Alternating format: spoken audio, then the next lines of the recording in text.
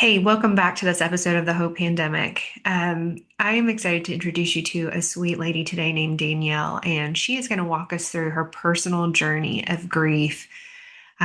She has written a book called The Backpack of Grief, and you're going to hear all about her story and how she has created a movement out of her loss. And it's been quite a bit of loss in her family and in her friend circle. We originally recorded this episode on August 28th, and I kind of joked about it on the episode that it correlates with Romans 8:28, which is we know that all things work together for good to those who love God and are called according to his purpose. The week that I'm posting this has been really difficult for our nation at large with the grief that we're dealing with collectively of the assassination of Charlie Kirk. And, you know, I, when I was going back and editing this episode, I was really thinking about, wow, God, you really knew when we were getting ready to publish this, what we would be going through at large. And so today I hope that as you listen in, it's not just one woman's story right now, it's the nation's story that we are grieved. And I believe that even God is grieved and the Holy Spirit is grieved over the things that are going on in our country. And so I just pray that you will look for hope in the midst of what seems like a dark situation. I know personally that I've had conversations with many people this week because you can't even make sense of what happened. And I know that we're just really kind of cracking the coconut on this whole topic, even today being Saturday. But what I have seen that I think is beautiful, that is a glimmer of Romans 8:28, is just the reignition, if you will, of people saying, I have to get back to the house of God. You know, I've talked about this on previous episodes that the hope pandemic was a word that the Lord spoke to me in 2020, in April of 2020, when we were in shelter in place. And so many things have really gotten lost in digital culture and in culture in general. And so I pray that if anything resonates with you, it is to get back into community. I think there's a lot of beautiful threads that the Lord is weaving with the hope pandemic, but one of them is the need for community, be it online and in person. And I just wanted to drop that seed in you before we started, so that you could just be thinking about what does your future look like on the other side of these tragic events. So Danielle she comes in with joy and she discusses that grief doesn't have to be something that buries us, but it can be something that we can carry with purpose, right? When you have fought for hard-won wisdom in your life, um, that's a backpack that you can then help share your wisdom with someone else and help them make sense of their pain. Danielle has written a book called The Backpack of Grief. She has written the Battleground of Fitness and Faith, and she is the founder of Suit Up Sisterhood. So it's an online group on Facebook. And she has walked through, you wouldn't know it if you talked to her, but she has walked through some very deep losses that really have reshaped not just who she is, but the beauty of what she's doing is taking the legacy given to her by her mother, and she's really running with that in a 2025 version of what her mother probably would have done. So instead of being buried by her grief, she's carrying it differently. And I think that's something that we could all learn from, especially in light of the events of this week. So I just want to say on a personal note that thank you for watching and tuning in. And I just hope that if this is something that is making an impact in your life, that if God puts anyone on your heart as you're listening to this message, that you would share this message with those people. We all need to hear the message of hope. And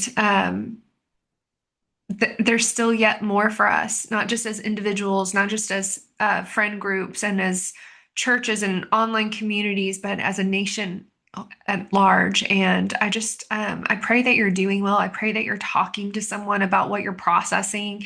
And Sometimes you just need to turn the TV off and the social media off, and you just need to get out of your home and go into the world and see that the things that are constantly consuming the feeds are not the reality out there. You can go and be a change in this world, and you can take the message of hope, the torch of hope, into your sphere. So, thanks for listening to all of this. I'm excited for you to hear what Danielle has to say. Danielle, thank you so much for being here. It is such a pleasure to meet you all the way from Illinois and Texas. Who Yeah. knew that we could use technology today to connect the way that we have? And I Right. can't wait for the audience to hear your story. So, you have just lived a very unique path, okay? You've created this beautiful intersection of grief and fitness and faith.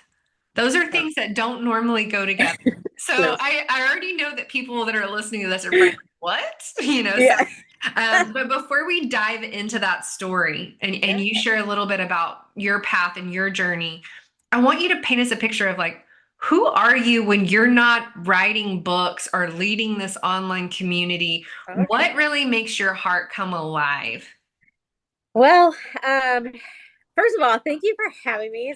I'm so excited to be here to talk with you, and it's just so cool to be a part of this. I love that I get to be here. Thank you. But yeah, I my what makes me tick is really my family is the biggest thing.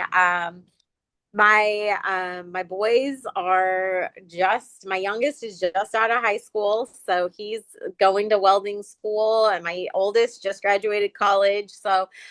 Really my family has been the biggest thing. I love cooking. I went to culinary school.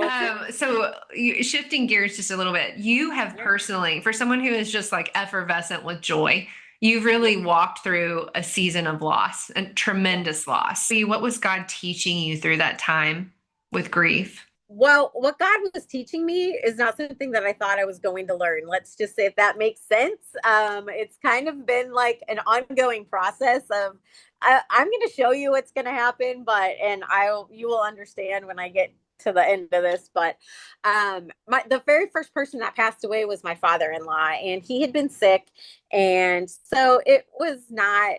I mean, it was a shock when he passed away, but we weren't super surprised because he had been sick. He passed away a year later. My cousin passed away, who was a year younger than me. She was sudden. She died from a blood clot. So that was a season where it was very difficult. And her sister, um, was one of the people that I really was thinking of when I wrote the devotional, The Backpack of Grief. Um, she just really struggled with that. So she was the second person that passed away, but the one that probably had the most impact on this devotional even being written was when my mom passed away super suddenly. Her and my dad were on vacation in Colorado, and they were supposed to come home on a Thursday. And I texted my mom and I said, "Well, what time are you coming home today?" And she was like, "We're not coming home today. I don't feel good. I have the flu. Your dad's not feeling great. So we're going to come home Saturday." Okay, sounds good. Well, keep me posted when you guys are coming home. Okay. Well, then that Friday, the next day, I got a text from my brother that said, we took mom to urgent care. They're taking her into the emergency room. She can't breathe. And, I was like, oh my gosh, okay, well, what's going on? Do I need to come out there? What is happening? My dad's like, no, it's fine right now. I don't think you're going to need to come out here. Not too much longer, I got another text from my brother saying they're taking mom in for some heart procedure. There's 70% mortality rate. We're really not sure what's going to happen. And I was like, okay, well, am I like, I'm coming out, right? And then my dad was like, get out here as soon as you can. That was at like 2 o'clock on a Friday afternoon. And I was in Colorado by 11 o'clock that night. Um, and then through that, all things were happening over the weekend. Well, come Monday, we were told that you need to say your final goodbyes. There's nothing we can do. Her heart's just not going to make it. So we were all of a sudden sitting there like what just happened? Like, this is so crazy. It was just a very hard road to navigate. And it was really hard for my dad because he was like, this wasn't supposed to happen this way. And my dad is a super joyful person. He's always like funny and I don't think I had ever seen my dad cry, and he couldn't stop crying. And that was so hard for me. I was like, this isn't how you're supposed to be. So, and he just kept saying, this isn't how this was supposed to go. Like, I was supposed to go first.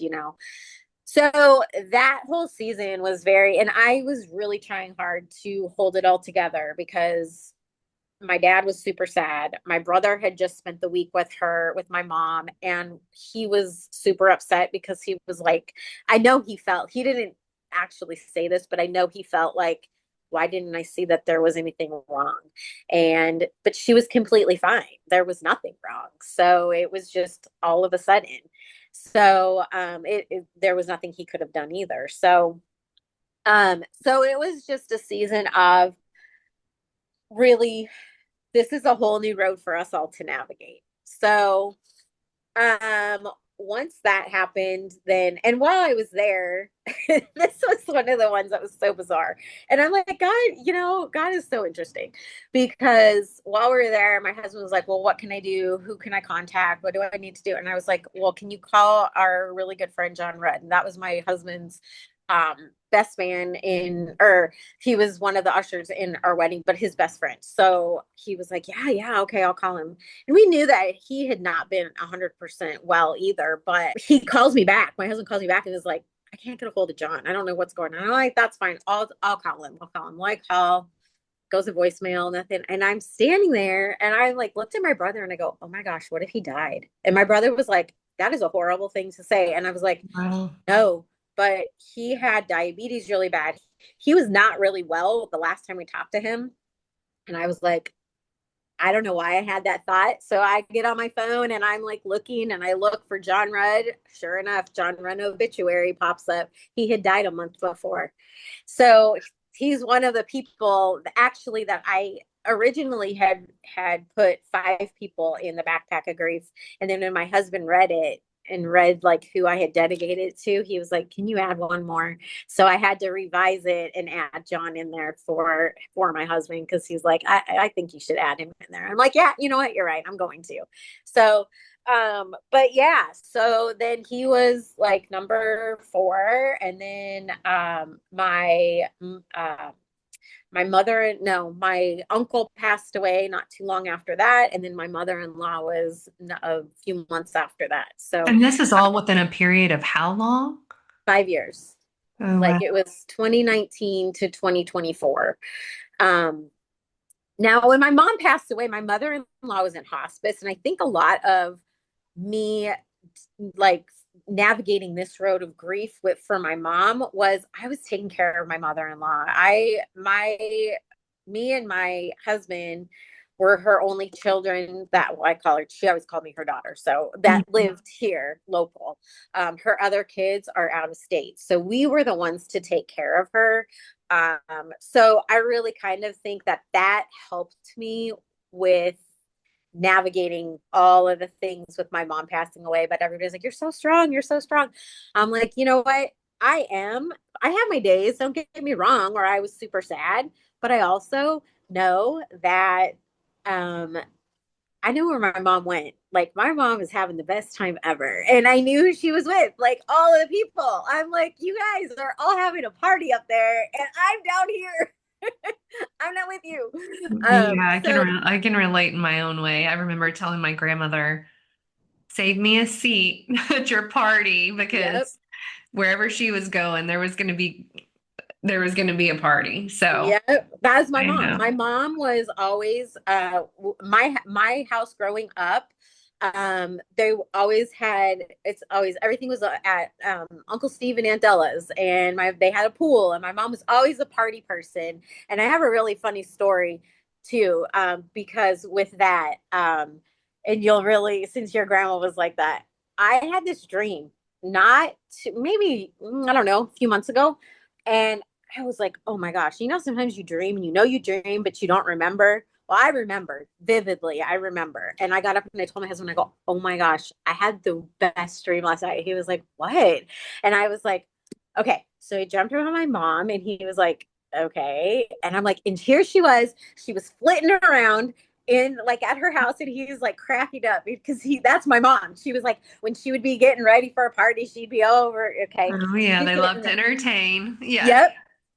So she's doing her thing, and I go, and then I walked into the house, and I stopped dead in my tracks, and I was like, because she was supposed to be dead, but she was standing right in front of me, and she like stopped what she was doing. She looked at me, she's like, "What is wrong with you?" You know how you give your kids that mom look, the "What are you doing?" You know, that's the look she gave me, and I was just like, and I went over and I gave her this huge hug, and I wouldn't let her go, and she's standing there, and she's like, what is wrong with you? And I'm like, I am not going to let you go because I know if I do, I'm not going to see you again. And she goes, I'm just in the other room. And I was just like, oh my gosh. And so I was telling my husband this, and he goes, huh, yeah, that sounds like your mom. She's just in the other room. I go, so when you get sad, they're just in the other room. So that was like, and that's actually one of my devotions in my book is I talk about that. I'm just in the other room.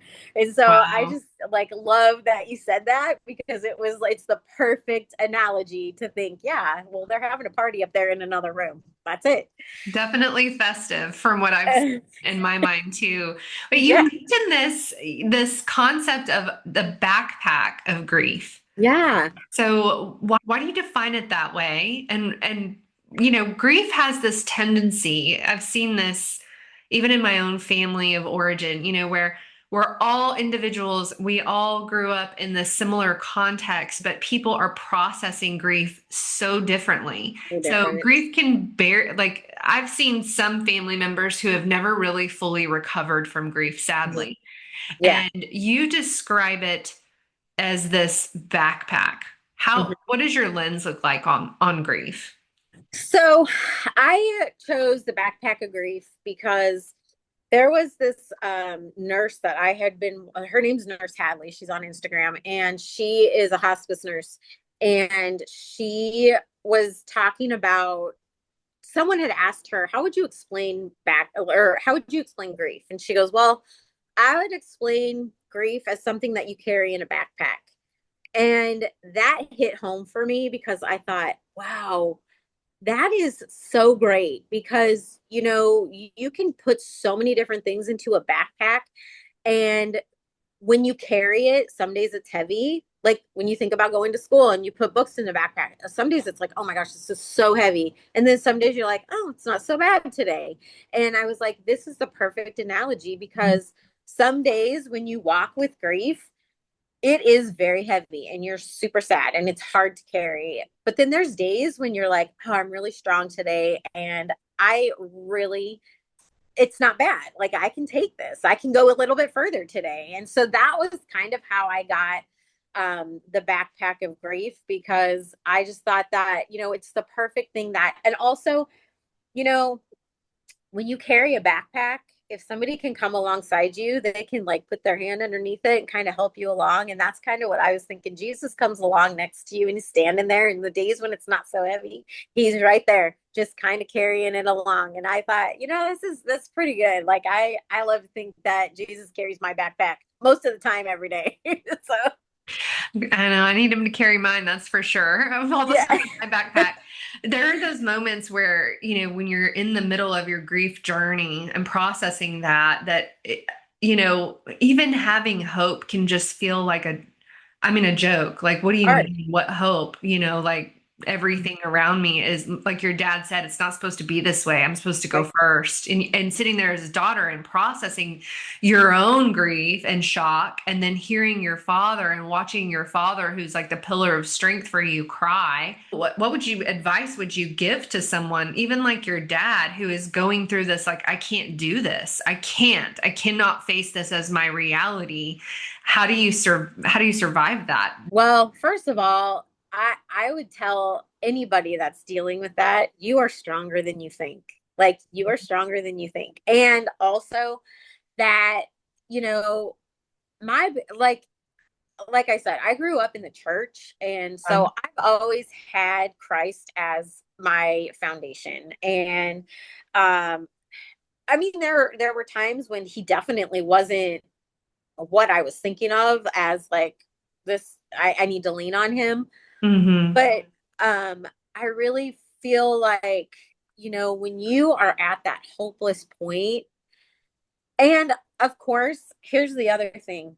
When you're so hopeless, like my dad did not want to hear it. You do not want to hear me tell you it's going to be okay. Mm. But as a kid growing up, whenever something was not right or bad or things were going wrong, that was my dad would always be like, it's going to work out. It'll be okay. And it was like, because God is coming in and he's going to make it okay.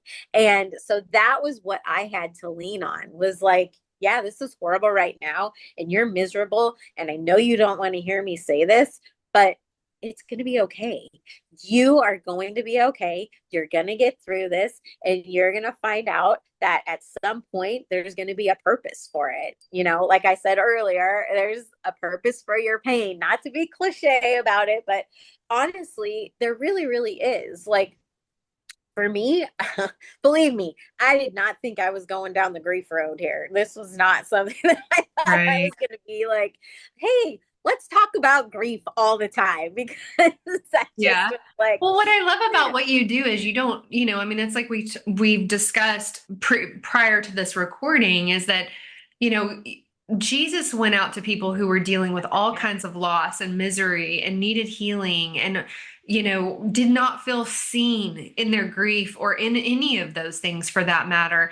And, he went to them. And so being in this environment, almost seeing you like, you have a different mindset about it that makes you different than your family. But yet at the same time, your mindset is really your gift to those people because yeah, you get to say, let's reframe how, yes, this sucks. Let's just yeah, be honest. This is awful. This is not how I would have written the book. This isn't what I would have oh, scripted for myself. But, 100%. at the same time, if you can get to a place where God, if you can even use this, then use me for this, Right. to be someone who can sit with people, but also not let them stay buried. That they, Yeah, it's not like sometimes there's a loss, but there's really two deaths instead of one. If that person yeah, doesn't know how to move on from that point in time, we're still living, yep, and so for you to be able to be a source of hope for people is so vital to what the world needs right now. I just think yeah. it's phenomenal. So like talk about the connection between what grief does to you physically, emotionally, spiritually, and how does that show up in our bodies? And, you know, how are people carrying that and what can they do about Yes. So for me, when that had happened with my mom, that my mom was the one that really hit hard for me. And I realized that, I need to really focus on my health. And for a lot of people, I remember talking to somebody about grief and saying, oh, grief and fitness. And they were like, well, when I'm sad, I don't want to think about working out. They're like, but I don't want to sit and eat my feelings either. And I thought, yeah, well, that's true. But so you need to um, move your body. So that was one of the things that really I felt in my walk was that I need to incorporate this, like, I need to get my fitness on track. Well, with that, I was like scrolling through Instagram or whatever, and I ran across this group called Laced with Grace. it? And it was Kelsey. She's like one of my super good friends right now. But at that point I didn't know who she was. But she's this crazy, quirky little girl. She's on the I say little girl, she's a woman, but Mhm. she's doing her funny things and I'm like, I love her energy. She's just the best. And she was like, you are sitting there being all sad in your fitness, but did you ever think about incorporating your fitness with your faith? And I was like, duh, why didn't I ever think to do that? So that was how I kind of came to the reality of, I need to move my body to make my grief better.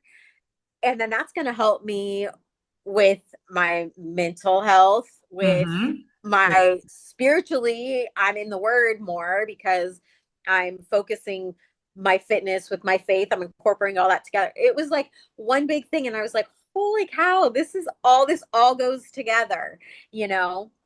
So, yeah, so You get so that was, much clarity when you get that oxygen going, and then you're yeah, able to think. Like my pastor says, sometimes we do have to act our way into a feeling instead of feeling our way into an acting. yes, There's so much data on how working out improves things like sadness and depression yes. and everything that you're describing that people that have grief go through.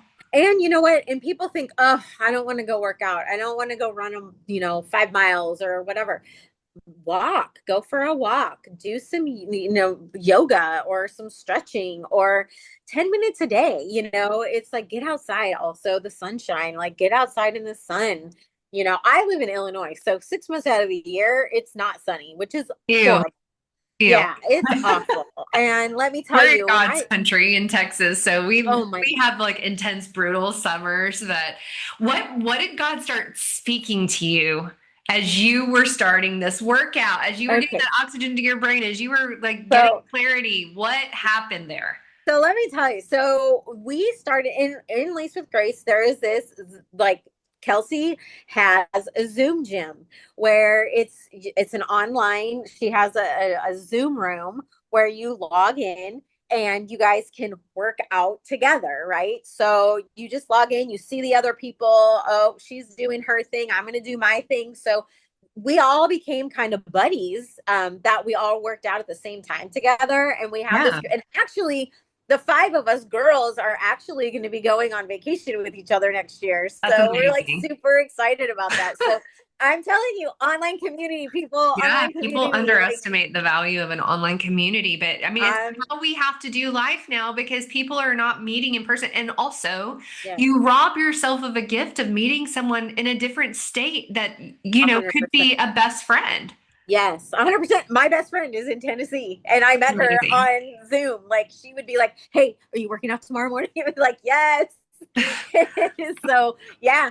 I mean, it is. And I will say though, and I'm going to be totally honest, it is difficult because you have to be vulnerable and you have to let yourself like get out there and Mm. to actually meet the people. So that is one thing that I really try to encourage people to do. Just step out like in your fear. That's another thing, is to step out and just do it, because you never know what God's going to bring into your life. Because never would I have imagined I would have these five women in my life who, we all live in different states. Well, two of them live in Indiana, but I live in Illinois. Two of them live in Indiana. One's in Ohio and one's in Tennessee.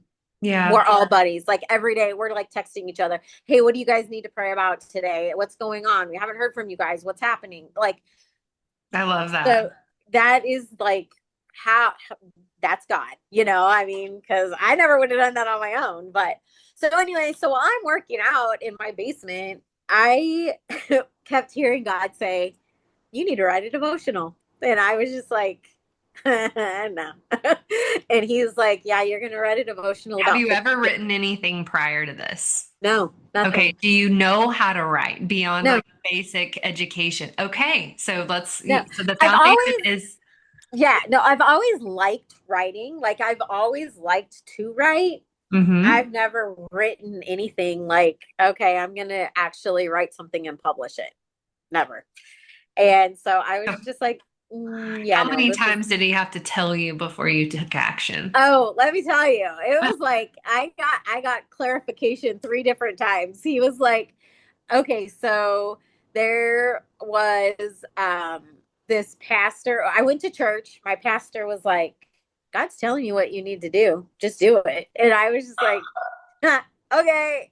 Then maybe, of course I didn't. And then maybe, I don't know, a few weeks later, it was around Christmas time.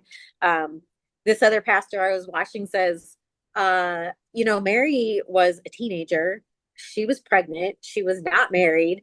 And an angel came and told her, "You're going to have the king of the world." You don't think she was terrified? So, whatever God's telling you to do, why are you not doing it? Because if she followed his plan, why are you not following what he says? And I was just like, okay, I hear you, Lord. But of course, I didn't do anything. The final one was, he's like one of my favorite people to listen to, Philip Anthony Mitchell. Oh Uh, yeah, the velvet hammer. I don't know that there's yeah. velvet about it, but it's a hammer for sure. Oh It's my gosh, yeah. he is a phenomenal, and I think that's why I love him, because he's Yeah. just so like bam. We But want people to tell us the truth. I mean, like yeah, we're in a time where you need plain talk because everyone yeah, is trying to appease people online, and it's like we want the real. People are hungry for authenticity right now. So what did he say? yep. So I'm watching him, and he's talking about the book of Matthew, and he's like, the harvest is plentiful, but the workers are few. And I was like, yeah, well, that's true. And he was like, listen, Valid. he's like, listen, little did I know that he was like, he's talking to me. He goes, listen, I'm sure God's telling you to do something and you're scared to do it. So I just need you to step out in fear and do it. And I'm like, okay. And he goes, I Good. mean, do me a favor, just write the book.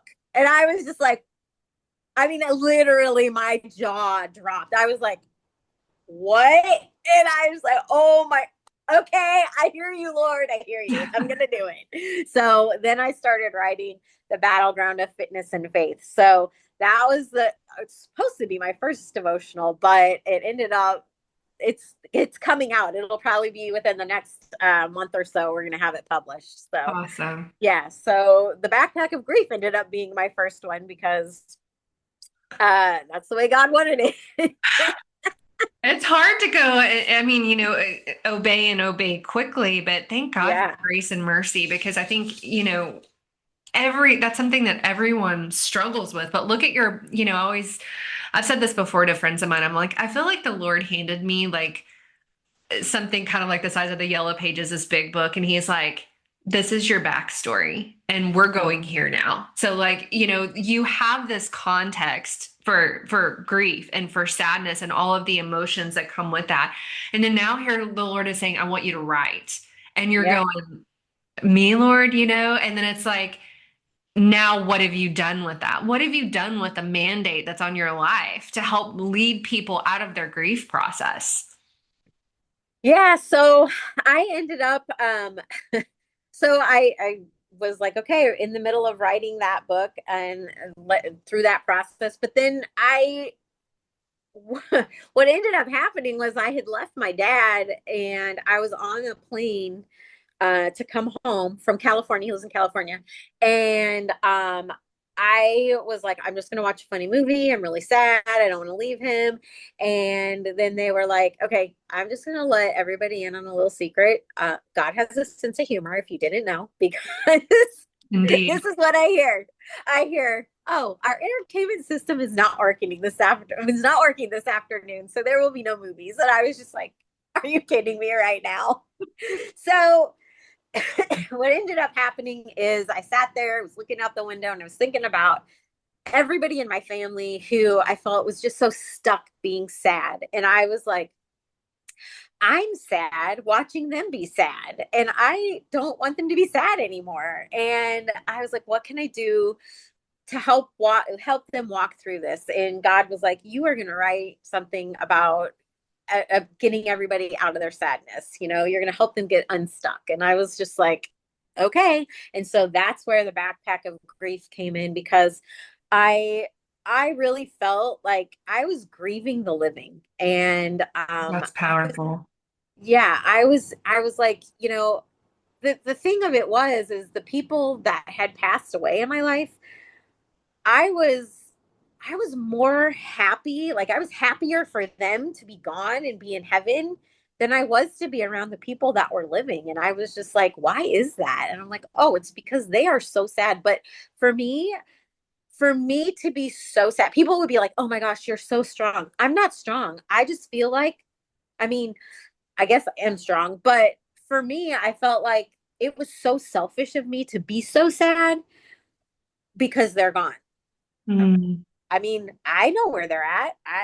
That's where my ultimate goal is, to be there and be in front of Christ and be like, I want to hear him say, well done, good and faithful servant, and I pray that that's what they heard when they got there too. And so, that's Somebody, where, I'm just thinking of this as you said. Somebody said this to me once, like, because my grandparents were, in a sense, like my parents. And I remember someone telling me when I was going through my grieving process, like, to plant a tree. And because a lot of times we think that life stopped when they left, but really they're more alive now than they've ever been. And the tree is a reminder that with each passing year, not only are they still alive, but we're also growing too. Mhm. And that was just such a powerful memorial idea for me because I just thought it's true. Like I can go look at this and remember that they're alive and I'm alive, and my mandate is to carry everything amazing that they gave me as my Yeah. legacy and live Yep. it with my family and also give it to people like you. And that's what you're doing is like your Yeah. mom is in heaven, but she's still living because Yep. we're getting to hear parts of her story and you're Right. taking this Yeah. lesson and you're changing lives with it for other people for the glory of God. Yeah. Like I told my husband the other day, because we were talking about all the different things that have come from this, this devotional, the Backpack of Grief. And I was like, my mom left me a great gift. Mm. So, but And you are a gift. I don't know if you know that, but you are a gift to all of us because yeah, her passing was so hard. But because of that, I get to do this. And I'm sorry, I shouldn't be crying no, but you it's absolutely cry. Yeah, it's it's a but backpack. it is, but it's not that I'm so sad. It's like it's powerful, and I'm like so happy that she left that for me. Mhm. That what what a cool present she left me. So And God yeah. trusts you, you know. So, and I mean, it's been fun doing all, like, I'm loving doing it. Like it's been, it's been a lot of fun. I meet a lot of new people, and so it's been a lot of fun. And my mom probably was like, "Yeah, I knew you needed that because you are a people person."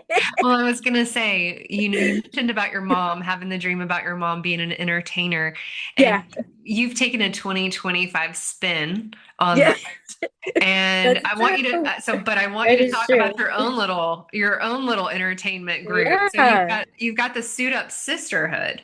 So tell us, yeah. what is that about? What are you guys doing in the Suit Up Sisterhood online?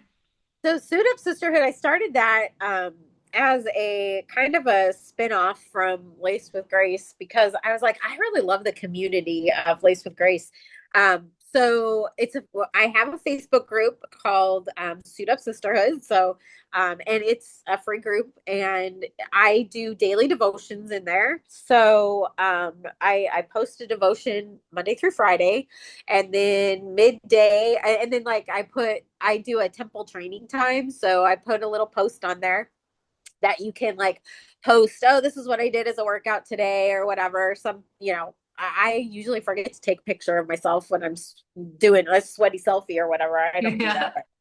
I try, then I'm always like, shoot, I forgot I walked today or whatever. But and then midday I'll do a little like affirmation on there that pops up for you. So that right now is where I'm at. Like where it's just kind of a group where we can come together. You can comment on the post. I'll do like a journal entry, like a question, like where are you at today in this process? Like right now we're talking about, I'm reading through The Enemy at Your Table. And Wow. so every day I say, if the enemy was at your table, he would be serving you. Like today, I think, is your body's not a battleground, or your body's not a burden, it's a battleground. So the little things like that, the enemy would be telling you that your body is awful and you have body image issues, and so it kind of does that. And then there's a part where you can answer a question, and then like the group can talk about it. So yeah, so that's what I have going on right now, and eventually I'm going to build a community from that. So, and then we'll just go and do like deep dive Bible studies, Zoom calls, and all kinds of prayer, if we want to do a prayer call or something like that. I'm in the process of getting that all set up and running. So trying to navigate how it's going to look is right now is kind of a little bit like I know. Well, you're being faithful with what God's given you and you're just yeah, ministering to people. And, yeah, yeah, when you give him something to work with, that's when yeah, he starts to really shine and show yeah. off. So And I'm so then a proud of podcast I think is going to be coming too. I've been thinking about that, so that's kind of out there right now. So yeah, because I just found a lot of people need, women especially need other women to walk through grief with, and not necessarily losing people, but we've talked about different forms of grief, like trauma or you. losing a Hmm. job or kids growing up and moving on and you feel like you're not a mom anymore.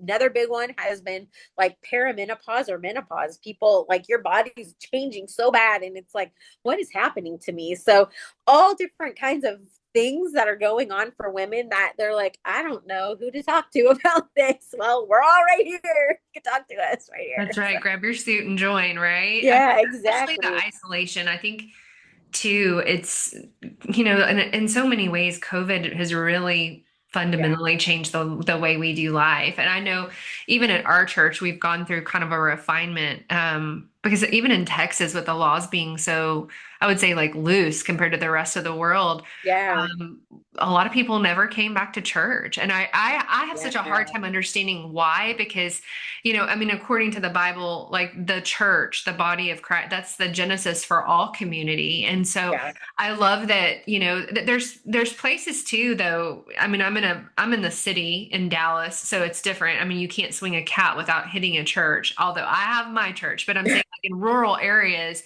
yeah, where there's not a lot of options, bringing this faith community and the sisterhood into the online space is so powerful, because for reasons that we've already said, like, you can connect with women in different states, and you can really find your place of belonging online. So I just think God is writing such a beautiful story, not just through you, but for you. yeah. Because I agree with that. you are the 2.0 of your mother, so, Uh, like, you get to do this in the digital space, and yeah, your that's room is true. so much bigger. Do you know what I Yeah. mean? Yeah, yeah, that is so true. I have like heavy calling, that's for sure. So, but Pow- yeah, the other thing I wanted to say really quick about Suit Up Sisterhood is Yeah, my basic for it, because the battleground of fitness and faith, and then Suit Up Sisterhood, that whole thing is all based on the armor of God. So love we it. are suiting up. So that's why Suit Up Sisterhood.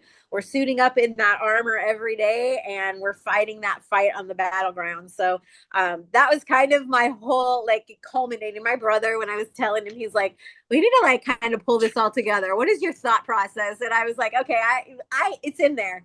You're like Xena Warrior Princess meets Martha Stewart. Yeah, exactly.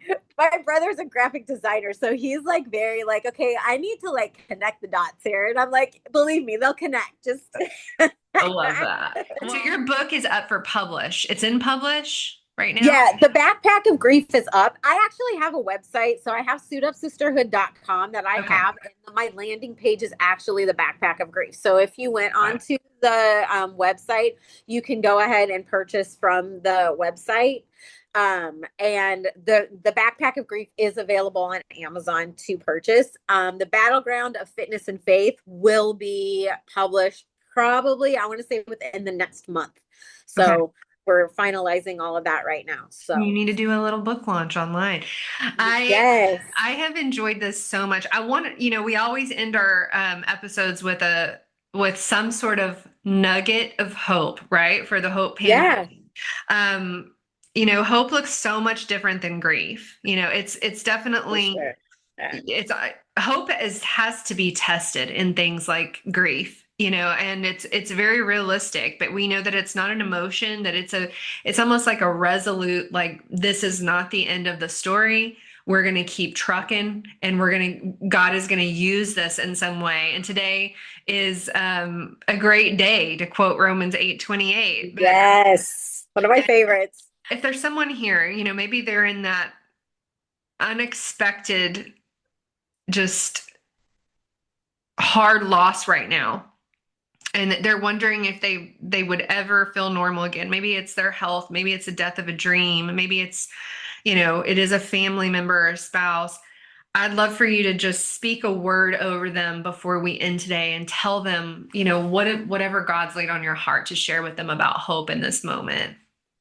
Well, you know, I know that so many times you find yourself in situations where um you really think it is hopeless, and you're just like, this is never going to get better, and I don't know how I'm going to move through this.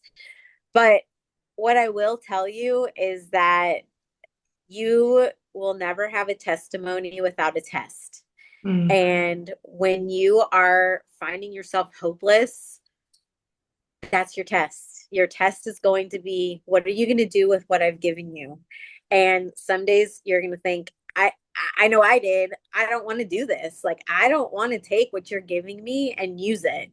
But I will also tell you that the best blessings have come out of what I have done with what I thought was a hopeless situation. So, and that just helped me. And it has helped me move on even more, being more hopeful. Like, wow, if I should have really believed before that. I should have known better. I should have. And I know it's so hard when you're in that season to have that thought process, but you know what?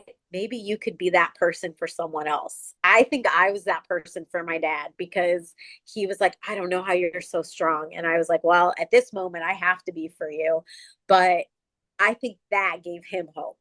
So you might feel hopeless, but my prayer is that you can find somebody that can be that hope for you, and then you will be that hope for someone else. Amen. Thank you. Yeah. So, guys, if you are resonating with Danielle's message, which I don't know who wouldn't, because it is something that we all walk through in different ways, get in touch with her on Suited Up Sisterhood Yes, on please Facebook. do. Yeah. Okay, Yeah, yeah. great. So, guys, I'm going to drop everything in the show notes, and I want you to connect with her. Give her some feedback. Let her know Yeah, if please. her story resonated with you and For helped you at sure. all. And as always, just share this message with a friend. You never know what you could shift for someone who might be walking through if the Lord has laid someone on your heart while we've been talking about this, send them this episode, because it may be the catalyst they need in their life to just finally move forward with the strength of God into their next day. So thank you so much for sharing with us, and also for carrying that hope torch, for Yeah. people who are going through their grief process. Well, thank you so much for having me. This has been great. I really appreciate you having me on here.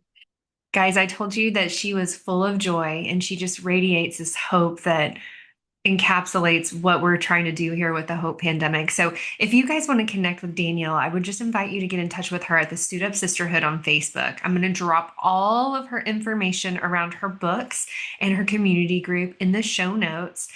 So please head over there and get connected with her. Find an online community. If you are looking to get out back into community, but you're in a rural area where maybe there's not a lot of community, I would just encourage you to look online. I would encourage you to make a call today. If you're struggling, reach out to someone, ask to talk with them, get out, go to the park, put on worship music.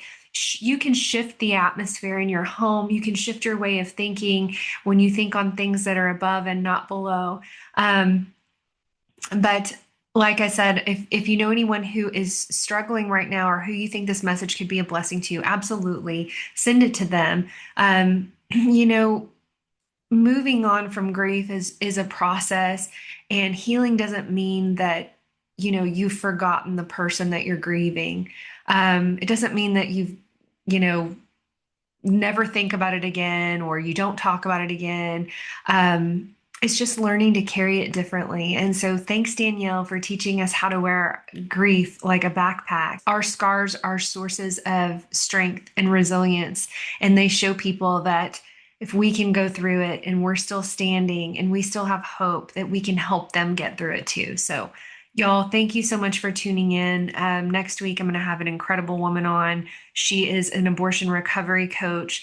You're going to hear her tremendous story. And I just pray that you'll come back and we will reconnect next week on the Hope Pandemic.